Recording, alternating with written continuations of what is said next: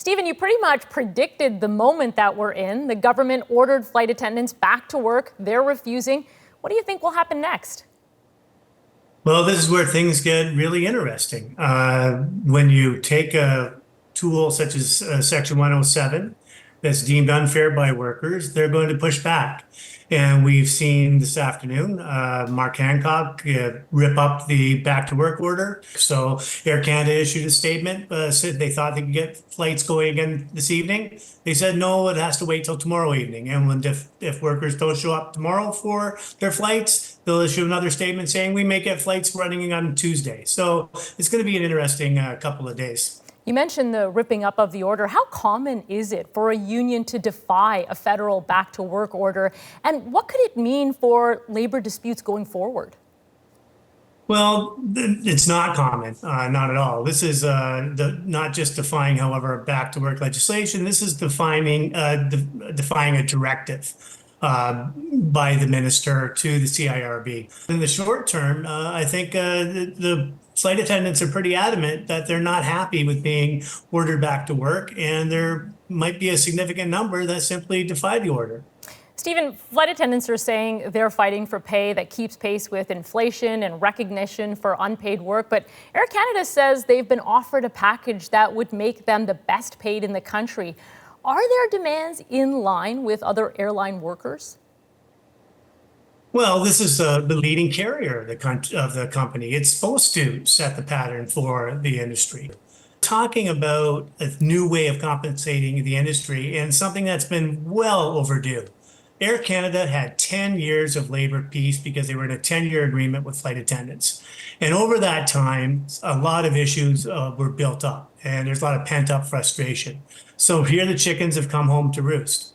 All of these inconsistencies and all of this unfairness and the ground lost by flight attendants through that 10-year agreement is trying to be made up for now. So it should come as no surprise to Air Canada that flight attendants are pushing back and seizing this moment to make gains. If this strike goes on and more Canadians are affected, could that impact the public's perception of Air Canada and of the striking flight attendants? What role would that play in all of this? Well, I think this is a really interesting development in this round of bargaining. First of all, the flight attendants have done a remarkable job, and CUPE's done a really strong campaign of not only educating their members, but educating the entire public on the issues that flight attendants face, specifically junior flight attendants with very low pay and low hours, and of course the unpaid time for work on the ground because flight attendants are only paid in the air. That, I think, resonates with people. Yes, if you are waiting to get home from Vancouver and your flight's been canceled, it can be very frustrating. And I think most people would feel that way. But when we look at what's happening in the sector and the billions of dollars in profit that Air Canada has made over the last decade, despite the disruption in the pandemic, I think that we really think that the flight attendants are in a pretty good position with the public, maybe even more so than they have been in the past. Stephen, is this a big moment for the Prime Minister? What will you be looking for from Mark Carney and the federal government here?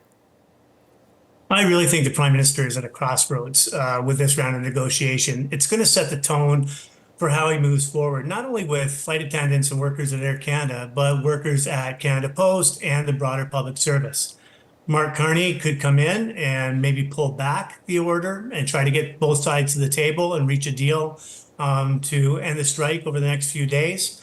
Or he could come in and be more aggressive, and he could issue fines or even threaten to imprison union leaders and really set the tone for what he wants to do at the post office, restructuring postal services and maybe allowing Canada Post to just start laying off people in that sector. And then, of course, he may be using it as to just set the tone for what he wants to do with broader cuts to the public service federally as well. So he is a different leader than the previous prime minister, and we'll just have to see what he's going to do over the next few days and how he's going to use this dispute to really set the tone going forward. All right. Thanks for this, Stephen. Steven Tuffs is an associate professor at York University. Thank you very much.